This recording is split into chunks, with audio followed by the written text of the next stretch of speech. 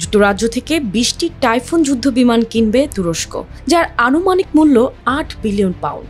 27 October আঙ্কারায় এই সংশ্লিষ্ট চুক্তিতে সই করে দুই পক্ষ। একে ঐতিহাসিক চুক্তি হিসেবে উল্লেখ করেন ব্রিটিশ প্রধানমন্ত্রী স্যার কিয়ার স্টারমার। চুক্তি সই অনুষ্ঠানে তিনি বলেন, এটি ব্রিটিশ কর্মীদের জয়। আমাদের প্রতিরক্ষা শিল্পেও এটি বড় অর্জন হিসেবে থাকবে।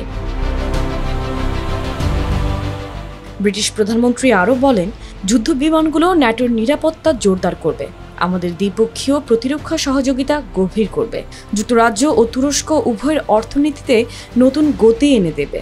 ব্রিটিশ টাইফুনগুলো বহু বছর ধরে তুরস্কের বিমান বাহিনীর গুরুত্বপূর্ণ অংশ হিসেবে কাজ করবে। বিশেষ করে ন্যাটোর দক্ষিণ পূর্ব সীমা রক্ষায় দায়িত্ব পালনে এটি অপরিহার্য অস্ত্র হতে পারে। অন্যদিকে এই চুক্তিকে যুক্তরাজ্যের সঙ্গে কৌশলগত সম্পর্কের নতুন প্রতীক হিসেবে উল্লেখ করেছেন তুরস্কের প্রেসিডেন্ট রিসেপ তাইয়েপ এরদোয়ান। শুধু প্রতিরক্ষা ও ন্যাটো নিরাপত্তা বৃদ্ধি নয়, বরং যুক্তরাজ্যের অর্থনীতি ও কর্মসংস্থানকে দীর্ঘমেয়াদে সমর্থনের ক্ষেত্রে মাইল ফলক হয়ে থাকবে এই চুক্তি।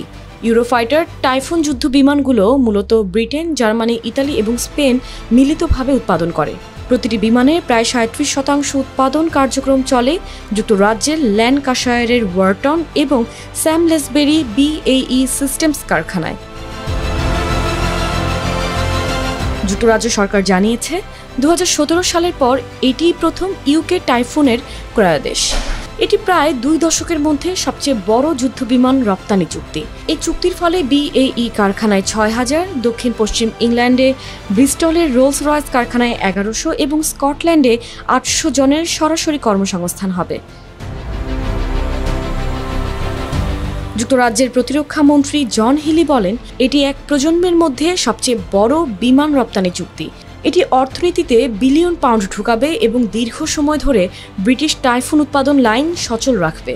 BAE সিস্টেমসের প্রধান নির্বাহী চার্লস উডবার্ন বলেন, আমাদের দীর্ঘমেয়াদী সম্পর্কের একটি নতুন অধ্যায়ের সূচনা এই চুক্তি।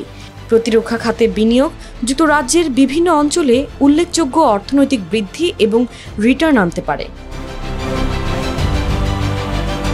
এই চুক্তির আগে দীর্ঘ আলোচনায় অংশ নেয় দুই পক্ষ।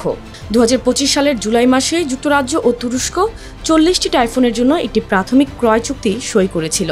প্রথম ধাপে 2030 সালের মধ্যে 20টি বিমান সরবরাহ করা হবে।